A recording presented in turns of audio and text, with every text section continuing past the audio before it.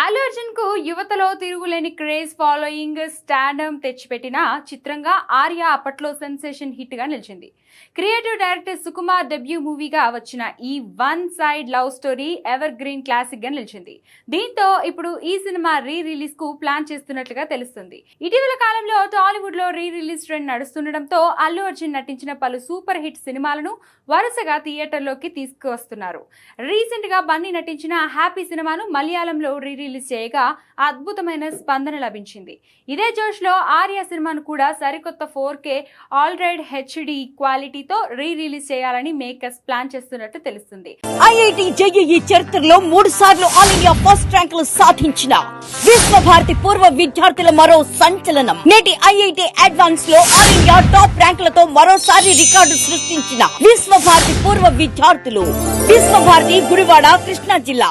అయితే ఈసారి కేవలం తెలుగు రాష్ట్రాల్లోనే కాకుండా పాన్ ఇండియా లెవెల్లో ఈ సినిమాను విడుదల చేయడానికి సన్నాహాలు చేస్తుండడం విశేషం. పుష్ప చిత్రంతో సుకుమార్, అల్లు అర్జున్ దేశవ్యాప్తంగా విపరీతమైన క్రేజ్ సొంతం చేసుకోవడంతో ఇప్పుడు ఆర్య రిలీజ్ కు నార్త్ బెల్ట్ తో పాటు మలయాళంలో మంచి స్పందన లభించే అవకాశాలు ఉన్నాయని సినీ విశ్లేషకులు అభిప్రాయపడుతున్నారు.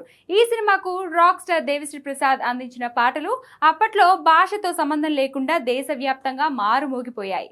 దీంతో ఆర్య రిలీజ్ కోసం వెయిట్ చేస్తున్నారు అల్లు అర్జున్ అభిమానులు. అయితే ఈ రిలీజ్ డేట్ కు సంబంధించిన అధికారిక ప్రకటన రావాల్సి ఉంది.